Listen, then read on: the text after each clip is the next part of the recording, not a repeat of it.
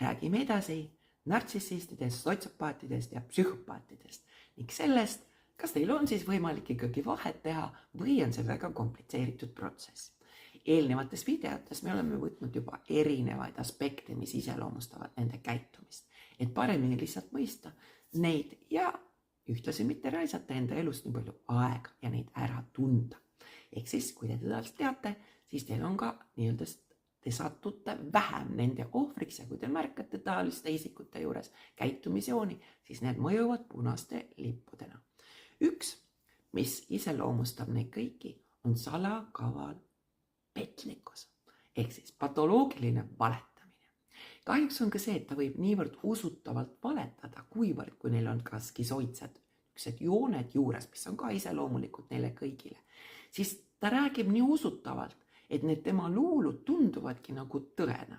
See on muuseas üks põhjuseid, miks pärast nende vastu nagu võitlemine on suhteliselt keeruline, sest et ta presenteerib enda loo, mis on absoluutne vale, niivõrd tõepäraselt, et te hakkate nagu kahtlema, et kas tõesti see, kuidas teie sündmust mäletate, ikka oli üldse nii või mitte. Ehk siis ta moonutab tõde väga osavalt ja kuivõrd ta teeb seda niivõrd kui tõepäraselt, aga me alati tajume, et midagi on selles asjas valesti. Muuseas siinkohal jälle, usaldage intuitsiooni. Aga siuke patoloogiline valetamine on nendele jah omane.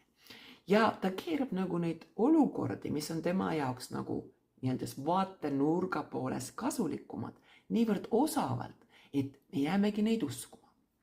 Sellepärast näiteks on väga tavapärane, et neil on üks pere ühes linna otsas, teine pere teises linna otsas. See ei tekita neile mingit probleeme. Aga mõelge, kui keeruline on tegelikult armukest pidada. Miks?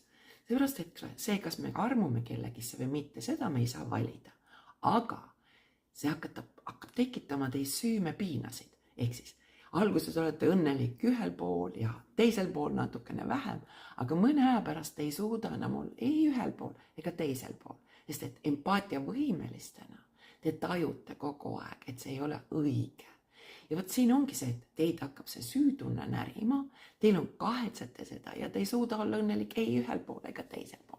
Aga nende puhul on see ju väga tore. Kusjuures nad ka võivad ratsionaliseerida seda põhjust, et ta peabki ju kedagi petma, sellepärast, et ohver ise on ju selles süüdi. Ja seda, et tal on üks pere ühel pool, teine teisel pool, seda nad ju ise tahavad. Jah, tõesti on väga sageli, et ohvrid on sellega nõus, aga ohver on ohver senikaua, kui ta ise valib selle.